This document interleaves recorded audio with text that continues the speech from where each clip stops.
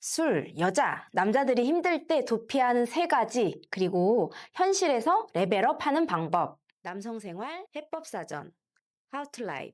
자, 여자들은 힘들면 저희 같은 상담 센터에 잘 오세요. 실제로 저희 센터를 찾는 내담자분들 중에서 여성의 비율이 압도적으로 높아요. 근데 남성분들은 잘 안 와요. 왜냐? 남자들은요, 힘들면 딱 이 세 가지로 도망을 가더라고요. 게임, 술, 여자, 이런 유흥 같은 것들요. 왜 그런가 하고 제가 곰곰이 봤더니 이유가 있어요. 자, 첫 번째, 남자들의 낮은 의존성입니다. 자, 책임감은 크지만 누군가한테 의지하거나 부탁하는 걸 잘 못해요. 어릴 때부터 혼자 알아서 해버릇해서. 자, 이런 분들의 과거를 돌이켜보면요. 아버지가 일찍 돌아가셔서 아예 안 계시거나 아니면 아버지가 있어도 남자로서 가장으로서 생활력이 좀 낮은 거예요. 그래서 어머니가 대신 엄청 고생하는 걸 보고 자라신 경우가 많아요. 이러면 무능한 아빠 때문에 엄마가 고생하는 걸 보잖아요. 그럼 애들이 철이 빨리 들어요. 엄마가 힘든데 나까지 힘들게 하면 안 되지 하면서 입을 꾹 닫습니다. 힘들어도 말을 안 해. 학교에서 혹은 사회에서 힘든 일이 생겨도 어차피 말해봤자 뭐 들어줄 사람도 없는데 라면서 그냥 내가 참고 견뎌야지 하면서 그냥 끝내버려요. 자, 다음 두 번째는요. 거절이 두렵습니다. 자, 어릴 적에 분명히 거절당했던 상처가 있어요. 좌절된 경험이 있어요. 부탁했다가 무시당하거나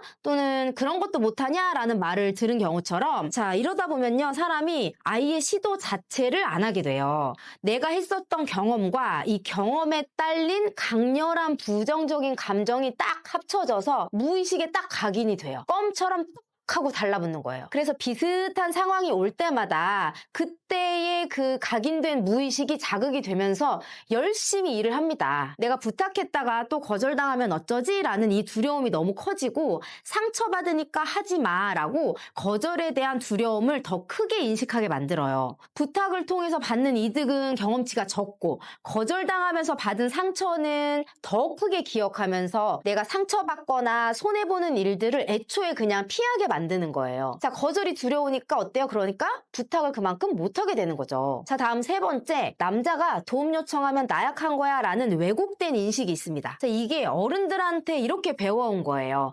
아버지도 할아버지도 내가 보고 경험한 남자들 중에서 건강하게 주변에 도움을 요청하는 어른을 잘 못 본 거예요. 또 학교에서 이런 걸 알려주지도 않았고요. 자, 그러다 보니 어때요? 배우지 못한 채 대를 이어오는 집단의 무의식이 나에게 그대로 학습된 거죠. 우리가 식민지와 전쟁 겪으면서 얼마나 고되고 힘들었어요. 근데 너만 힘드냐? 다 힘들어 라는 이런 말이 삶의 기본 태도로 굳어져 버린 거예요. 이런 상황이 오래 지속되다 보니까 참는 게 미덕이다. 남자는 힘들어도 말하지 않는다. 도움 요청은 곧 나약함이다. 이런 문화가 자연스럽게 자리 잡아버린 거죠. 자, 그러니까 우리 남성분들이 힘들 때 상담이나 주변에 도움을 요청하거나 이렇게 대화를 떠올리지 못하는 게 개인의 문제가 아니라 시대나 문화가 남자에게 학습을 시킨 집단적인 패턴이다라는 거죠. 그래서 남자라면 참고 견디고 근데 그러다가 역설적으로 또 무너지게 된다. 그래서 제가 제 채널에서 자주 말하잖아요. 남자가 외로움 훨씬 많이 타고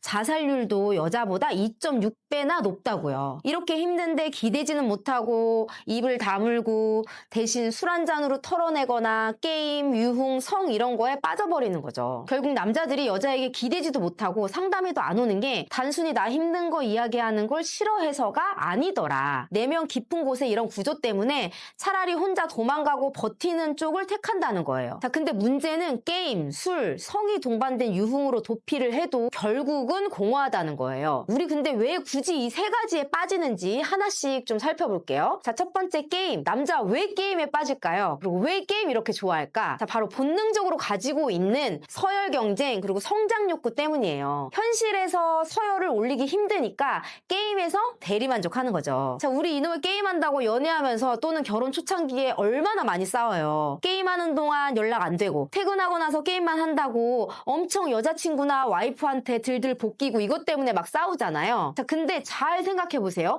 게임을 잘하는 분들, 이게 그냥 잘하는 게 아니죠. 게임의 룰을 일단 정확히 파악해서 전략을 짜고 집중을 하고 그 과정에서 문제 해결하죠. 시련을 또 이겨내죠. 이게 결국 능력이 있으니까 잘하는 거예요. 능력이. 자, 그런데 게임은 이렇게 잘하는데 현실은 왜 도피하냐? 재미가 없어서. 현실이 재미없으니까 게임으로 가는 거예요. 그런데 중요한 건 현실도 게임처럼 재미있게 살 수 있다는 거예요. 이런 말씀 드리면 아니 일을 어떻게 재미있게 하냐고. 일이 재미가 없다라고 말씀을 하세요. 자, 근데 볼게요. 누군가는요 일을 게임처럼 재미있게 해요. 그런 사람들 여러분 주변에 있어요. 반드시 있어요. 자, 근데 그 사람은 하는데 왜 나는 못하냐? 나는 일을 왜 재미없게 하냐? 이런 질문도 한번 스스로에게 해볼 수 있어야 된다. 일은 재미없고 돈 벌기 위해서 억지로 하는 거다라고 누가 알려줬어요? 일하는 게 재미없어. 이게 당연한 게 아닙니다. 돈 버느라 억지로 하는 게 당연한 게 아니다. 어쩌면 이것 또한 나도 모르게 학습된 신념일 수 있다는 거예요. 게임에 몰입할 수 있다면 현실도 몰입할 수 있다. 서열 경쟁하고 성장하고 싶은 그 욕구와 능력이 이미 여러분들 안에 있다는 거예요. 같은 운동을 해도 남자들은 내기를 해요. 이게 다 서열 경쟁을 즐기는 생물학적인 본능에서 나오는 거예요. 근데 일은 왜 이렇게 하면 안 되는 거예요? 일도 즐기면서 재미있게 할 수 있습니다. 지금 일이 재미없으면 재밌는 걸 찾고 잘하게 만드는 걸 시도할 수 있어요. 즐기면서 일하는 거, 또 내 역할을 힘들어하지 않고 하는 게 언제부터 억압되었는지 우리 그걸 찾아볼 필요가 있습니다. 상담은요, 이걸 찾고 해소하는 걸 도와주는 역할을 해요. 힘들게 일해도 삶이 나아지지 않은 부모에게서 이게 대물림 되었을 수도 있고요. 일해봤자 남 좋은 일, 나는 손해보는 거야 라는 이런 경험에서 비롯될 수 있어요. 뭐가 됐든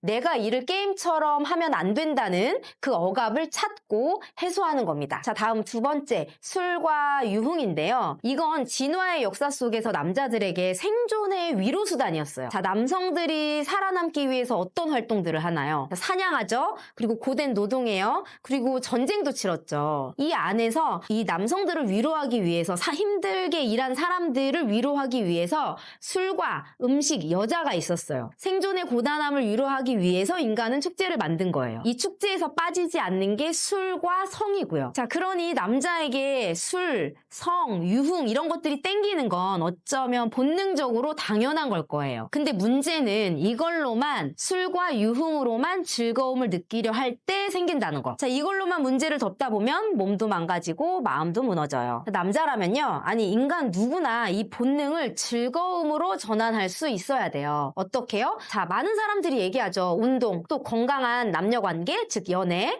또 성취 이런 것들. 자, 근데 머리로는 다 알잖아요. 근데 머리로 알겠는데 실제로 실천이 잘 안 되는 이유, 일단 방법을 잘 모르고 여자와 가까워지는 법을 모르는 거예요. 이것 또한 제대로 알려주는 사람이나 제도가 없었어요. 자, 청소년들 상대로 남자애들한테 제일 처음 접하는 성교육 대상이 누구냐라는 설문조사 하잖아요. 그럼 1위가 누군지 아세요? 형이요, 형. 그 다음이 친구예요. 성교육, 남녀의 생물학적 차이 이런 것들, 현실에서 필요한 것들을 제대로 못 배웠다는 얘기예요. 그래서 우리는 남녀의 생물학적 차이를 제대로 올바르게 알아야 된다는 거죠. 그래야 남녀관계도 이어지고 건강한 방식으로 즐거움을 찾을 수 있으니까. 그래서 제가 답답해서 만든 게 진화심리학 강의예요. 게임의 룰을 모르고 어떻게 이기는 게임을 해요. 진화심리학은요, 남녀관계의 게임의 룰과 전략, 전술을 알려주는 강의예요. 자, 정리할게요. 남자들이 게임, 술, 유흥으로 문제 해결하고 상담에 잘 안 오는 이유. 왜? 도피는 쉽고 직면은 힘드니까. 힘들 때 게임이나 술, 유흥으로 가는 거 당장은 쉽습니다. 근데 결국은 공허해요. 이거 한다고 현실의 괴로움이 없어지는 건 아니거든요. 진짜 문제 해결은요, 직면할 때만 가능합니다. 그리고 상담이나 강의는 그 직면을 돕기 위해서 만든 거예요. 상담이 나약함을 인정하는 게 아닙니다.